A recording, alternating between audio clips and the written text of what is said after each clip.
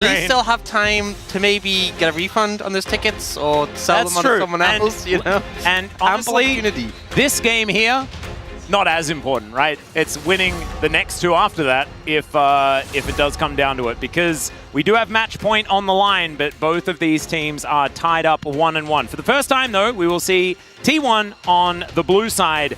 They're going to be banning away the Tristana. The Kai'Sa will be respected this time, though.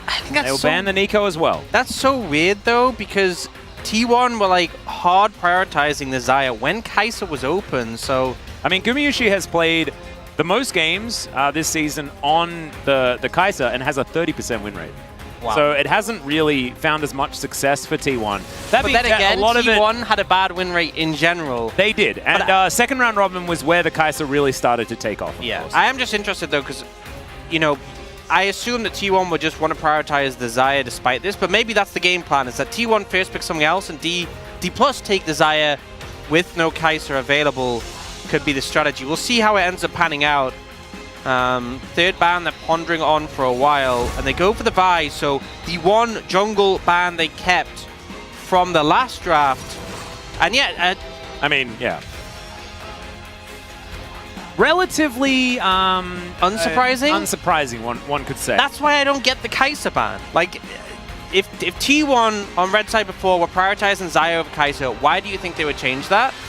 And now you're just in a position where they pick Xayah and you're like, oh, well, now we don't have Kai'Sa. They could potentially lean towards, like, the Varus. They could go, like, Varus, I think Rakan has to happen, at least. It could be Rakan and then Maokai, perhaps. But Rakan, Jace could come in as well, like you were talking about. Yeah, it's tricky. Or is it Rakan Maokai, and that sort of makes Faker less likely to pick the Jace? And also, last time Showmaker played Jace, it wasn't great. I think Maokai is more the one you were happy to have alone, but it looks like they might just go towards the Azir. Okay. T1 might just take Maokai Jace here. Although maybe they've changed their tune. Maybe they're like, look, mid lane's not been going as hot. Maybe they want to change the matchup. But then again, Maokai Jace is pretty good. It is. And they can make the adaptations that they're looking for. They could also lock in and engage support for Keria. This is also a flex. Like, Keria could be playing the Maokai as well. Does work as a bit of that engage angle. We saw Beryl originally bring it out specifically into Rakan. Yeah. As when he W's in, you can W him. The untarget ability means you dodge the knockup. And lock him in place. Okay. These drafts have been a little bit against what I would expect. That's a good way of phrasing it. When it comes to the decision-making, it's been very curious. As Rel jungle, or Rakan jungle, for Canyon, going to be the consideration here. That's a lot of engage this and is a lot of dive. The thing is, I feel like this is kind of weird because, you know, I feel like part of the power of the Rel is the flex. Like, you can pick it early, and then the enemy team doesn't know what to ban. By taking the Rakan and the Rel in the first rotation, they know Rel is jungle, so they're just going to ban 80 carries. And the 80 carry pool, you've already lost the Kai'Sa, which is good into Xayah. Sivir's now going to get taken off the card. You could see the Varus banned away, the Zeri banned. Like, it just means the Def's pool's going to get targeted more. So what that suggests to me potentially is that D+ have an 80 carry pick they think will not get banned no matter what. They're playing Kalista. On that. That's what That definitely wouldn't get banned, but it'd also be terrible into Maokai. So that's true. Not great into Maokai. But maybe that's just what they want to do. It does give Kellen a little bit more safety. One thing we have to remember is that the teams have full autonomy over what they pick. They are allowed to pick what they want. That is very true. We get no say. So they do end up banning out the Zeri. So Kog'Maw, maybe? K'Sante 80 carry? We're only really seeing Kog'Maw with Braum when we're seeing it. And it would be pretty cool if they decided to go Rakan top. Yeah, I'd be the Rakan top. You know, that would be a lot of engage. And it looks like they might be leaning towards that Maokai in the support role. The Poppy, phenomenal value here when everyone on the side of D+ has a million dashes. Yeah, and that means they flex the Maokai into the support role as well. Oner thinking about... I think I like Poppy is a bit of a no-brainer. So and you have Poke, you know, the Jace was open, but opting to go for the Corki instead. Clearly, the thought process is the matchup with the Jace wasn't going so hot for Faker. Like, look, just pick Corki. You can scale the old school matchup that pops up again every so often. Yeah, and now Deft with the last pick. What is he going to be playing here towards this bottom side? Could be just Draven. You could just go and Draven it if you would like to.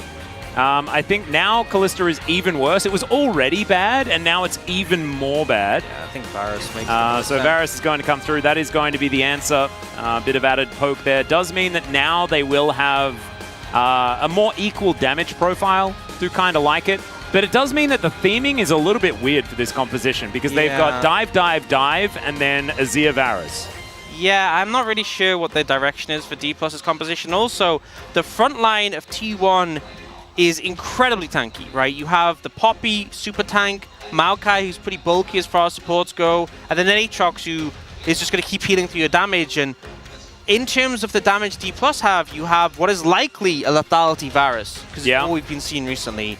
You have a Azir who's probably going Crown, let's be honest with ourselves. Yeah. You don't have the most damage in your composition, and as a result, I think if it comes to late game 5v5s, if you're not ahead, I think D+ might end up struggling. But we saw Showmaker win out in the laning phase in both the previous games. Deft with the Varus is a very good matchup into the Xayah, so maybe they can easily find a way to get that early lead, carry that momentum. But I think if we get to late game fights, Faker brings in the package, you're going to have a bad time. I think you might be right there. I think there's a little bit more cohesiveness on T1's side when it comes to this draft. So much on the line. Of course, if you lose this series, you lose 2 more games, you are out. There is no more playoffs. And D+ have an eclectic draft on their hands here. Very interested to see what Deft's keystone choice is going to be. We'll get a lot of ideas as to how it's going to be piloted based on that. But let's jump into game number 3.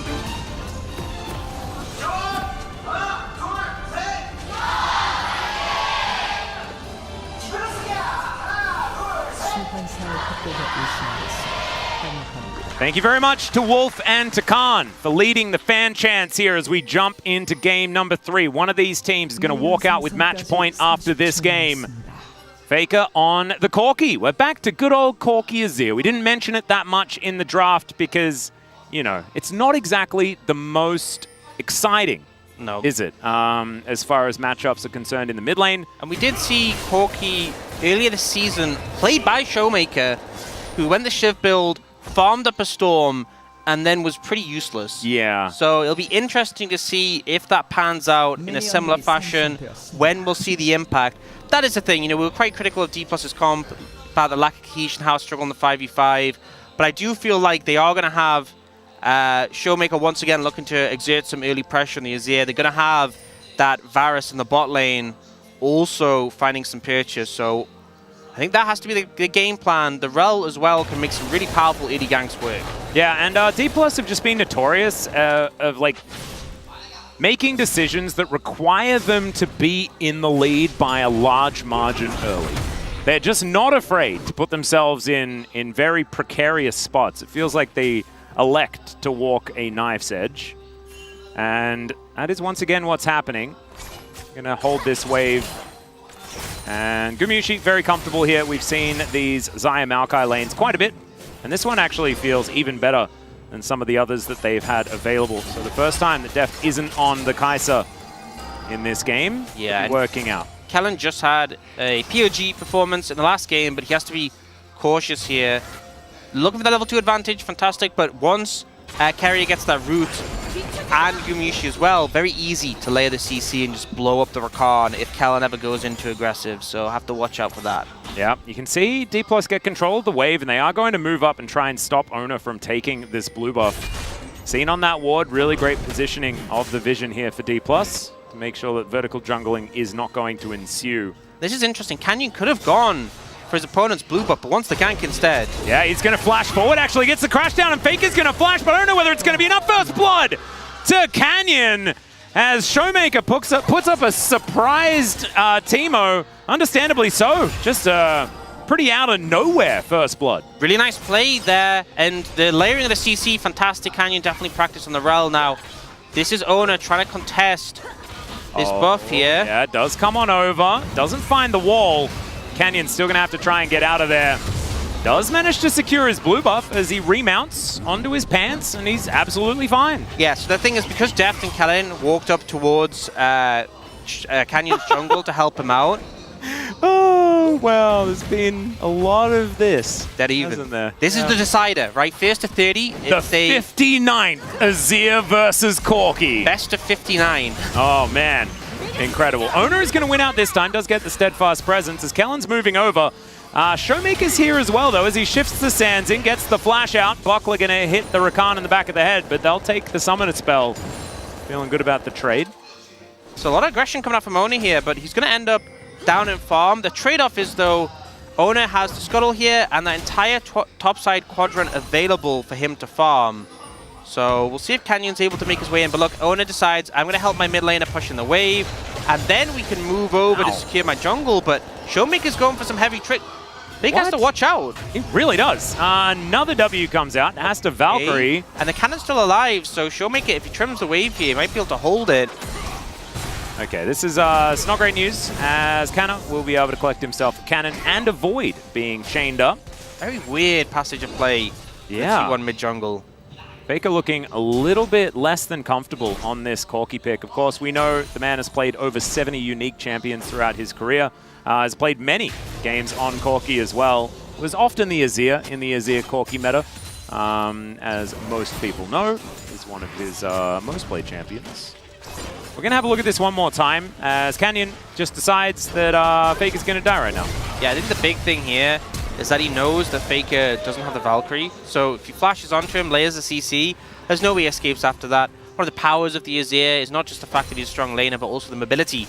Means that he can often provide threat onto your opponent. So solid start, good play there. Now Canyon looking bot. No flash makes it a little bit harder to pull off. Definitely still possible. Not very healthy, but neither is Def. Doesn't have that many piercing arrows in him. As, all right, there's the flash forward from Kellen. Gets the flash out from Gumayusi. Good reactions from the AD carry. Also offering a lot of damage back. But still, that is gank successful, I guess. You'll take the trade onto the Rakan. Yeah, I mean, Rakan's got a lot more mobility, so his lack of flash isn't as much of an issue. But we'll have to see if either team manages to actually capitalize on those lack of summoners and punish it there. Yeah, if they can get to the bottom lane before Gumayusi hits level 6, that is going to be very, very nice for D+. Yeah, we still just have to cleanse, but I don't think it's too much of an issue. Oner now showing up bot, and this has been a very there's the flash forward from Keria. Deft is going to cleanse it immediately. They get the knock-up. Keria's burning, and there's the hail of arrows. And they're just going to pick up the kill in the 2v2, I guess, because Oner didn't even have a chance to come in. I'm not sure what the game plan is. It's so much harder for the Poppy to get in from that angle, you know, with it being and he didn't have flash. Yeah, I just don't know how you thought that was going to happen, especially because Deft had cleanse. You don't even trade flashes. You trade flash for cleanse, and you die. Yeah. Ooh, you mentioned that this series might get a bit messy, get a bit scrappy, and I think it's started to do that. It certainly has. As Oner is going to move on over, does find Canyon here, gets stabbed a little. Yeah, have to respect the Poppy. The base damages just mean you're not really winning 1v1, but I don't think Canyon's too bothered about that. Nope. It is going to be a Rift Scuttler taken. Keria moving down towards the bottom side as, Zeus is very good at this this Aatrox. Kind of does have teleport, but so does Zeus. So going to have that teleport disadvantage, most likely. Let's have a look at this replay once again. We'll see whether Oner is actually channeling Hex. No, he's not. Hasn't even had a chance to start channeling, right? It just feels like it was a little bit early. Because even if he's channeling Hex Flash, you'd have to get so deep into the lane to get a slam into the wall, or else you're just going to slam into the tower. You know? I love the DK fans just look like, but why? That's kind of how, that was my reaction when I saw that play. T1 on the Dragon. Securing an early one would be massive for them. When you're a Corki composition, you're obviously going to have that package to leverage later. And a TP in from Zeus. Deft finds the Chains of Corruption as Kellen trying to come forward. As there's the flash from Deft. Keria going to go down. Faker needs to flash away as well. But Gumayusi doing a lot of damage. Showmaker getting low as Zeus is flapping his wings. The crash down comes forward. Showmaker not going to get taken out here as Deft is really dead. Really, really dead. And now D+ underneath that turret might be able to survive. So I believe a 1-for-1 in the end. And Zeus making great use of the teleport advantage. Yeah, I mean, I think without that TP, T1 just massively lose out there. And with the TP from Faker, they actually managed to cover the losses quite well. So T1 get the Dragon, they only lose one member and manage to trade it back. It was pretty well, all things considered, because those low health bars looked very scary for a moment there. They really did. Def goes back, does have his serrated Dirk now. Doesn't quite have his Mythic completed. We'll see what he decides to go with. He's been a Duskblade builder, but we have seen a lot of Ghostblades as well for the added mobility. Can be useful. Yeah. Next Drake gonna be a Cloud, as Orcs, I'm gonna need you to pay a little bit more attention than you were in the last game. I'll do my best. It's also not a Shiv rush Corki, so we haven't seen too much Corki so far, other than that one Showmaker game where he went to Shiv and it felt useless. Yeah. Which kind of makes me a bit happier that we're not seeing it again. I don't think Corki really needs extra wave clear, and you really want the either pen items or high AD items to get value out of your poke. Well, Showmaker going to be saplinged momentarily. Wondering why the sapling was there, to be perfectly honest, because Keria is in the bottom lane. But we've got a Infernal Chains that does sort of go through the floor just a little bit. Sometimes the topography of Summoner's Rift gets a bit confusing with some of these abilities, as Gumayusi takes a lot of damage from that piercing arrow. Deft, if he can land more of these, he does save himself from potential ganks, as Faker in this mid lane feeling much better. Does have a CS advantage, actually, on this Corki, as there is the Nature's Grasp. Oner is moving in, and Def not going to get CC'd. Oner deciding that he's not going to be able to go for this one. The wave a little bit too thin. Def has cleanse again, so I just don't see how that would pan out successfully. They have a lot of ways to reset aggro, and Poppy's very tanky, so if they could get the wave under the tower, sure. But just didn't seem realistic. Very quick slam down of the Herald. Normally we see junglers hold on to it for a bit longer, find a bit of window. That is going to throw it down and try and get 2 plates here. I think Showmaker gets it closer, yeah. It'll be 2. Yep. So thinning out the mid tower. Obviously the goal with this is often you want to take that mid tier 1, especially against a Corki, where it's typically so difficult. So expect to see them prioritize the second Herald to try and finish that one off. They're playing this one out very, very well on this Aatrox. Kind of below 50% health right now. See, this is where the advantage lies for T1. Almost enough to be a real advantage, honestly. Almost in the gold lead. There's still 400 behind, as now Canyon's moving in. Canna just decides he wants to vacate. It's like they'll get the ultimate out. That will be enough for them, I guess. As Oner in the area, Canyon gonna spot him out. As the Poppy gonna get stunned up, Canyon has to be wary of these walls. As Canna dealing with Q after Q after Q. Yeah, I mean, Canna's just getting blasted in the 1v1. And Oner's trying to fish for a dive. It's so risky with the Rel there, with how much CC. But she actually uses the crash down.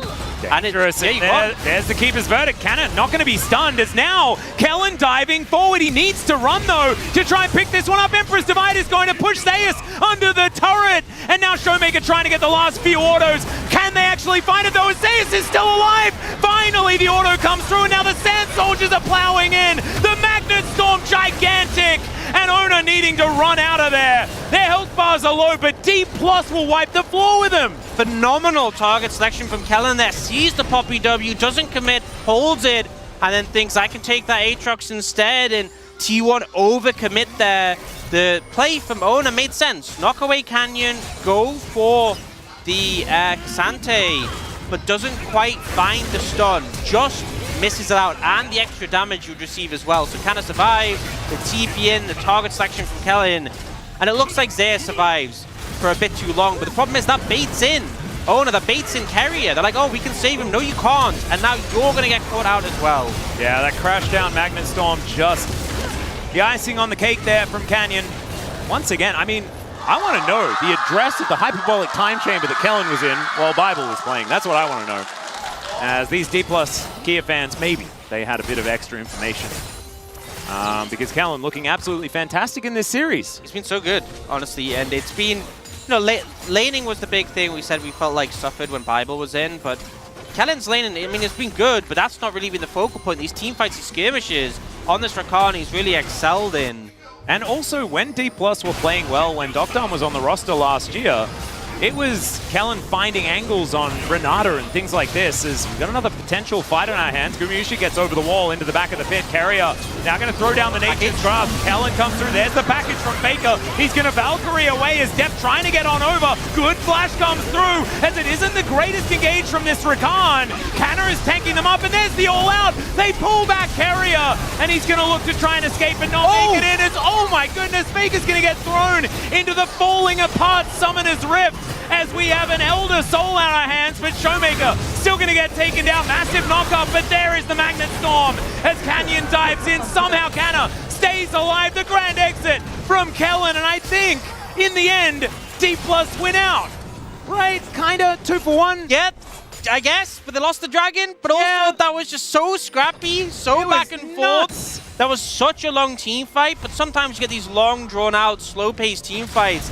This was hectic, so this is fantastic. The ult from Keria from one angle forces Showmaker a death into a choke. Big package and burst from Faker. But on the return, he has to flash the arrow. Kellen doesn't get the greatest knockup, but gets a good quickness. Then here, kind of drags the Maokai deeper into the team.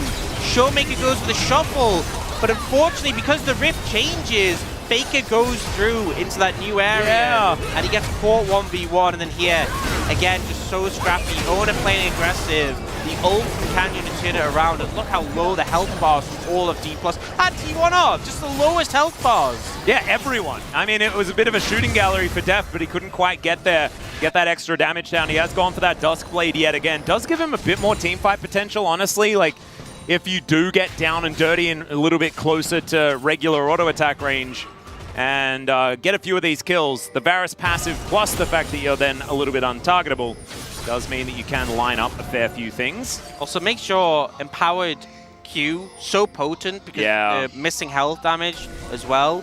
Oh, Faker. Oh, dear. Nothing's amiss. Oh, okay. Well, Kellen is going to find him then. That's a jump scare. Yeah, Crab Rave.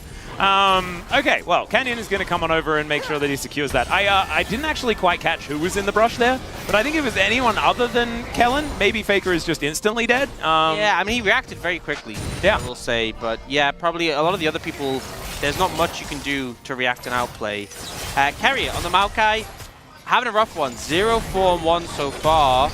Yeah. Oh, and the poke is just coming through from depth. Also, Infernal Rift means you have so much less. You know, I said in the previous game when there was the Ocean Rift, oh, this is great for Maokai. Infernal Rift, there's no brush for Maokai. There's no where brushes. Are they? Oh, dear. Sapling's not going to be in the best spot as Keria is going to Twisted Advance to avoid the Q. Very nicely done. I think standing also, on a ward. With how T1... Okay, well, Faker Valkyring forward and then decides against really fighting Showmaker here, who does get the Conqueror, and there's the ultimate. So 1v1, Faker is just going to try and vacate, takes his plane, and he wants to get out of here as Nature's Grasp coming through yet again. Now a re-engage onto just one here from Canyon, as it's a dead Zeus. Everyone just comes through, and the Keeper's verdict, it kind of is that D+ are winning this game. Yeah, I mean, D+ are looking great. The gold lead isn't super significant, but they have the kill edge. But they need to start stacking up those dragons. If T1 get this third one, that is the comeback mechanic they can fish for. But right now, we said D+ needed to find a lead, needed to find momentum, and that is exactly what they've been able to do so far. This has been great as well. After a bounce back in game number 1, right? Like, it was looking like something that we have seen from D+ many times before, right? Like, they lost to Breon in similar fashion after dominating the first game. They fall down in that second one, and then it's sort of a battle against themselves. But this is T1 going for an opportunistic move here, and Zeus kind of felt like he had Canyon on the ropes, but the rest of D+ actually turn up to defend. Yeah, fantastic lockdown. And that's the big thing with this D+ composition, is you can just pick a target and just not let them move for a good 7-8 seconds. Not fun to play against, if I'm being honest, especially as an Aatrox who kind of needs that space to survive, needs a bit of time to ramp up the heal, and also has gotten the Duskblade. I do like that build, a lot of damage, but definitely squishier than if you'd gone the Gold Rinker. Yep. It's been a Zeus special. I think Kingen has really liked the Gold Rinker Aatrox as well. I kind of like the Duskblade just because the new flavor of Aatrox feels a little bit more like he was buffed towards Duskblade play. Yeah. The Qs do so much damage, but you have to respect you're more vulnerable. Yeah. And Zeus was very good at playing around that, was actually winning out in Renekton matchups, largely due to a lot of that. As Keria will take a bit of damage, drone plating thankfully helping him out. Showmaker with his crown at the ready is kind of alright. And this is a game where Faker will have a bit of poke, but not that much and not that high range, as he's also in a bottom lane here with Canna turning up alongside Kellen. There is not a lot of damage between those two, as now Rift Herald will move its way towards this outer turret in mid. And the Drake is live. D+ are going to deal with that one first. That is going to be their first Infernal of a potential for this game, but they'll trade it for the outer turret in mid lane. See whether that's going to be worth it, because it can be very dangerous for poke compositions to lose control of the map. Showmaker comes in, we'll be able to deal with it. So, Zeus going to be moving on over, looking for this bottom lane wave. Faker just moves towards the top side. They are just trying to hoover up as much money as possible wherever they can get it. Yeah, a big thing with Corki is your level 16 spike. Every point you put in the rockets not only increases the base damage, but also the AD ratio substantially. So getting him to 16 as soon as possible is important, and they're just trying to get farm onto this Corki. Get a little bit ridiculous. Still, Canyon's going to be moving towards his top side. Faker is somewhat vulnerable, but not really. Does have Flash and Valkyrie, as he is able to move forward. He wants that tower. Not enough damage. As now Oner is going to find Canyon, but he gets stabbed. That is a great Steadfast Presence to make sure that Oner can get out of there. I think as well, the Steadfast Presence procced his phase rush, so... Oh, even better. Yeah. Well, Canyon's still wanting more, as he looks for Faker, gets another joust. He has the CC, but not the damage, and he takes a lot in return there for trying to make that happen. And now, a very weird play where both AD carries are moving bot lane.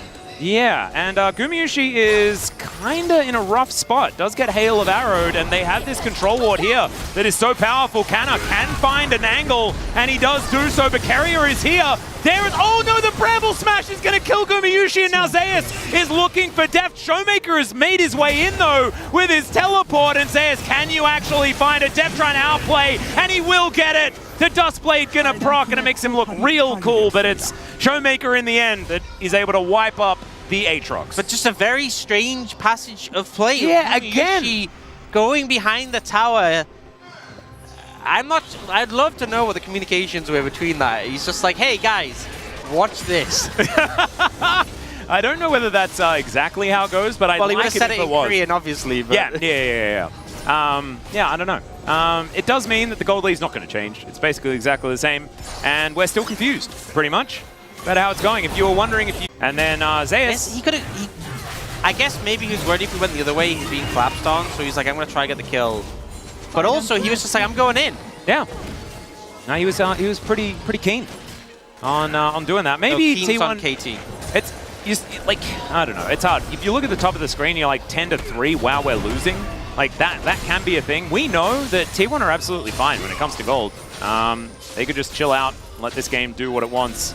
Yeah, plus if you look at where the gold lead is, it's mostly in the jungle, which is not somewhere you're super pressed about. D+. This is a patented classic D+ Baron angle. Faker doesn't have teleport, but he does have package. They have full information. This is going down extraordinarily low. Keeper's Verdict comes down now as Oner tries to get in the Baron. He's already taken, though, as the Nature's Grasp comes on through. Deft in the back of the pit, doesn't have Flash. He is staying there, or he is dead. As Gumayusi now taking a lot of damage into the back line. They go Emperor's Divide, but the Azir is still dead. And Deft is still there in the back of that Baron pit. He wants to take someone with him, but he's not going to be able to. Zeus chasing out the remaining members of D+, and thank goodness they managed to get the Baron, because they did not win the fight. Yeah, and a lot of summoners burn as well. Flash from Kelling, Showmaker, and Canyon all down for that. 2 kills going down. I think it still ends up being worth it. Depends what you get with the Baron. 300 gold worth it so far. Yeah. Oh wait, 230. But they still have the Baron buff for some members. So in some, there are also 3 been Barons. a lot of Flash. I'm gonna say it was maybe worth it. We'll maybe it's back another even situation, and we still just don't know more. But here's the thing: they go for this. They know that the TP is coming in from Zeus. They know the package is coming in. What I think would have been a phenomenal play would be if they just backed off the Baron as soon as they saw the package and TP were taken. And then you've got those for free, and when the Dragon comes up in a minute, you know you're not dealing with a package. I think that would have been a phenomenal play. But they end up committing fully for the Baron, and it does force them to pay somewhat. Probably at a discount, but they do pay somewhat. And now they're setting up for this Dragon in 20 seconds. Second the game for D+ if they can get it. And T1 going to try and contest it. And Zeus has got Edge of Night. He's going full. I'm going to one-shot you. He is quite lethal. You could say he's actually just copying Deft's build, or pretty much completely. As Zeus is going to get spotted out. Does have his Edge of Night broken. And D+ are now going to pull this dragon out of the pit. Deft charging up the arrows, just looking for Gumayusi there, seeing whether that poke can connect. Oner in the area, looking like a bit of a 50-50 angle here as they have Soul Point on the go. As it is Showmaker that somehow locks down the dragon, but now the fight is on. Kellen trying to dash out of here. Does have a theoretical angle, but it looks like T1 just going to back away, not push the issue. Kellen not going to be able to find that team fight that they were potentially looking for, but still, D+ now with 2 Drakes, evening out the dragon count and getting double Infernal with a Lethality Varus and this Azir that does so much damage, it's scary. Yep, it's got to feel good for them.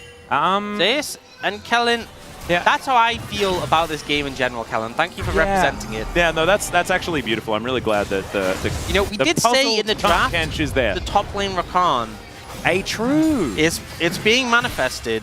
And kind of like a little bit frustrated by the fact that he had to deal with being chained for a moment. Cassante will not be chained. And he then moves towards the bottom side, and Kanna is going to back away. Sorry, Zeus is going to back away. So in the 1v1, it's actually weird, because now that he's going for the lethality build, like, I kind of love the Thornmail. Yeah, he is not going to do so well in the 1v1. I would feel like those Qs will hit, but he is extremely squishy. Considering we normally see like Duskblade Black Cleaver or Goredrinker Black Cleaver. Like Goredrinker Black Cleaver would be great. Like Jace has like in the past moved to a Goredrinker build to mitigate this exact situation. Yeah. And Aatrox uses the Goredrinker way better. It's just a little bit puzzling. Of course, he's going to do way more damage if he ever gets on top of Showmaker and Deft, which is what he's going to be playing for. But he just wants the 5-man Q3 flash one-shot. I mean, you get that. If you're making montages, this is the build. Is he going Cyrilda's third? Yeah. Wow. Well, there is a lot of arm in the enemy team. Yeah, but I mean, they need that, but like it's just... He's going for the montage clip, that's for real. That's the game plan. Because like otherwise it would have been Goredrinker Black Cleaver and Sterix or GA or something like that, like an actual bruiser build. But this is like, I'm Zed. Full one-shot. Yeah. He's making TikToks. That's his game plan. Aha, I like it. I would watch. I do, actually. not on TikTok. I don't like TikTok. No, I see TikToks posted somewhere else, but have like the TikTok overlay. Exactly. I'm a bit too much of a boomer. Especially like the over-edited league clips. Yeah. Phenomenal. Yeah. Really good, especially with the music. In kind of like a satire but also kind of cool way. Yeah. It's like, am I watching this because... It's like they try and make themselves look really, really cool whilst also being self-aware of the fact that it's not all that cool. Yeah. Kind of, it just bridges the line flawlessly. Yeah. And T1 have a gold lead. I just don't think it means anything at all, even remotely, in this game. I don't think like gold matters. I don't think this early game has really mattered. I think it comes down to who wins a specific team fight. It may not be the next one. It may not be the one after that, but every single one of them, it's going to be even chances for both teams. One of the teams will win the team fight, and maybe a Nexus will explode. Yep, I think that's a pretty astute summary of the situation right now. It is really hard to sort of see what's going to happen. We can kind of think about what kind of needs to happen. And I think ultimately it kind of comes down to Faker getting a big impact with the package. And he's nearly level 16. And as I said, I'm pretty sure at level 11, you have a 45% AD ratio on your rockets. At level 16, it's 75%. And it doubles if you have a big one. So they are going to really start to hit. And we have Baron in 20. And Infernal in a minute 20. So if you can get level 16 before that point, he's already finished his Manamune. That would be the point where Faker can start to really threaten with some poke and be quite a menace. Yeah. There we go, level 16. Nailed it. Showmaker going to get there as well, but they get there at exactly the same time. And the other thing to worry about is the fact that Gumayusi just does so much more as the game goes on in comparison to Deft, right? Deft is like a 2-item spike type carry, right? He'll get a little bit stronger when Cyrilda's is built or whatever the next but also next armor pen item that he goes for. I was concerned a bit about the damage from D+, because I'm like, this Aatrox is going to be really hard to get. Not so much. No. Not so much anymore. And also the Maokai, they've been pretty good at killing him too. Even Oner doesn't have that much armor. So, you know, I think Def's got some more time. Yeah, clinging to relevance here. He might even get to 4 items and still be relevant with the amount of armor that T1 doesn't have at this point in time. It's why I kind of think that getting to a 3-item build that doesn't have a Last Whisper item in it is actually kind of alright in the current game state. Oftentimes you'd like to have that there, but instead fits in yet another serrated Dirk item. Yes, it's the Faker hit level 16, restart Baron strategy from T1. I kind of love it. We'll see whether it actually works out, though. It is going to give us another team fight. Zeus looking for that angle. Canyon can dive on in. It's going to mitigate the Nature's Grasp as the Keeper's Verdict will make this one a messed up fight. And that is going to be the Baron that is secured by T1. Canna trying to dive forward. He does take down the Corki, but at what cost? As Zeus is looking for Showmaker now. Emperor's Divide is available, but he's still going to have to flash to get out of the way of this one. Zeus is just looking inevitable right now, but he just pops like a balloon. That's kind of what that build's going to do, but now Deft is getting closed in on. Emperor's Divide's going to push them away, and Deft somehow survives for so long, and now Gumayusi is taking matters into his own hands. What was that, Showmaker? He is still going to be able to go golden, but now slammed into the wall and will be taken down. It was almost extraordinary. But in the end, didn't quite work, and only Kellen and Deft walk away. You know, it looked really cool. It didn't really achieve what he wanted it to. Yeah. But it looked pretty cool from Showmaker. T1 somehow managed to win out that one. And I think that fight really personified the series so far. Right, yeah, I would agree. It was a lot. And here, we see a situation where Canyon gets a pretty great engage. The problem is the package still exists. Hard to follow. And a fantastic Verdict there coming out from the Poppy to knock away. Faker jumps on a Deft, he's just getting melted. Yeah, the Gatling gun also doing so much damage even from stasis. Yeah, and Canna does take out Faker, but he trades his full health bar for him at like 30%. And then we get this kind of wacky moment. Zeus build does that, and then this shuffle is fantastic from Showmaker to knock them away. Gumayusi with an awkward flash, then here, zips around to dodge the feathers. And I think he expected the feathers to hit him. So the stopwatch was a mistake. The dash was phenomenal, but didn't need a stopwatch. Could have killed Gumayusi, maybe survived longer. So a great play followed by a misplay from Showmaker results in a net positive for T1. And now the Baron, let's see what this Baron power play is going to look like. We've got 4 minutes as well, as Infernal Drake was picked up from T1, so they'll get themselves towards Soul Point, something that they could have had on the cards a little while back. Wasn't the case because a couple of them went over to D+, but now it feels like the game has well and truly swung back as, oh my goodness. Gumayusi just going to outrange the Chains of Corruption. Is now Canyon getting closed in on. Yeah, he's going to Magnet Storm, but he's still going to die. He's doing so much damage there as Faker as well. That level 16 that you were talking about, so dangerous for the Corki. The inner turret going to be taken down. And Kellen was on a flank, but there's nothing to flank anymore as Canyon was taken down. And so he's going to have to go back. He is going to be able to do so. Keeper's Verdict channeled. He's going to cancel it. Now Kellen moves in and notices that his base is just being destroyed. Just brutal at this point, and it's so hard. Yes, there's a lot of engage on D+, but so much disengage, so much peel. The Maokai Poppy playing Bouncer, and it looks like Faker and Gumayusi just truly online, really starting to outstrip their opponents. And Canyon just gets caught out here. Once one hits, there's nothing you can do. You know, the W for the Poppy means you ain't escaping.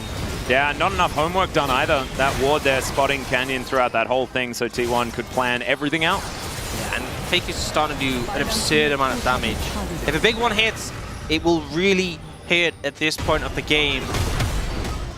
At this point, we finally start to see a significant gold lead. It feels like the whole game has been within 1,000 gold, as the graph is perfectly timed to show. Yeah. Very back and forth for a while, and then suddenly T1 have finally taken control. Kind of skyrocketing here as the Baron has worn off. It was a decent Baron power play, as you saw from that graph that we just saw. And Deft going to be able to take some popcorn chickens here. So the next fight probably going to be in 2 minutes' time on one of the neutral objectives. We might see a trade, but I don't think DK can afford to give an Infernal Soul to Xayah Corki Aatrox with full lethality. I just don't think that's happening. I would agree heavily with that statement. I think it would be a terrible time if that was to happen. So we'll probably see them do their best to try and stop that. Suboptimal maneuver. Showmaker now has the Void Staff as well as a needlessly large rod. When the Rabadon's Death Cap does come in, he's going to be very dangerous. Still a ways away from that though as Gumayusi moves towards the top side. A lot of damage to be taken there as Showmaker has his crown popped, and it is going to mean the end of that inner turret. Kellen moving in. There are quite a few saplings in that rush. I feel like the crown and the Jace doesn't feel as bad because you block a big shock blast, like nice, you know, that had a lot of value. Yeah. But into the Corki, he just fires so many rockets out. It just gets popped very quickly, and it's not even necessarily going to be a big one, you know? Yeah, if you block a big one, it does feel all right. So if he blocks the next one, as Faker has a big one loaded up, then that's, you know, that's a possibility. But if it is one of just the little babies, it doesn't feel fantastic. Still, if it's going to kill you, it's good to block it anyway. Showmaker behind in items, which is kind of nutty. Like, Faker didn't have the greatest of early games. Things were looking weird in the mid lane and things like this. And oh dear, Callan's going to have to get out of there.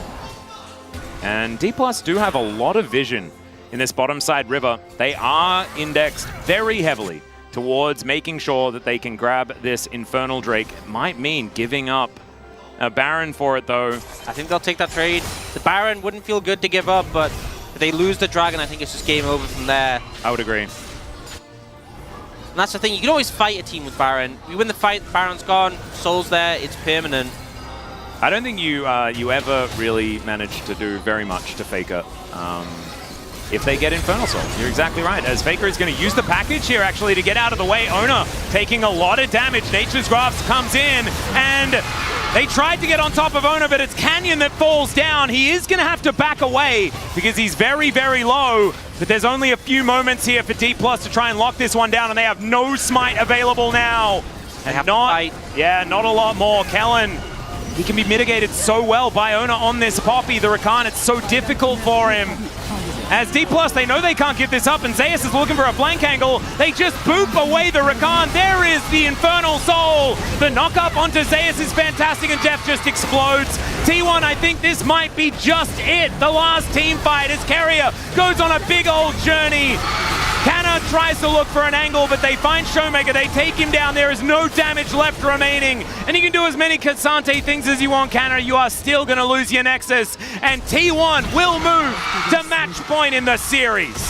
Some phenomenal play there. The knock away on the Rakan with the ultimate so good. The package from Faker to dodge the engage. Some phenomenal moves from T1. A scrappy game, a very back and forth game. But in the end, T1 come out ahead 2-1 and 1 game.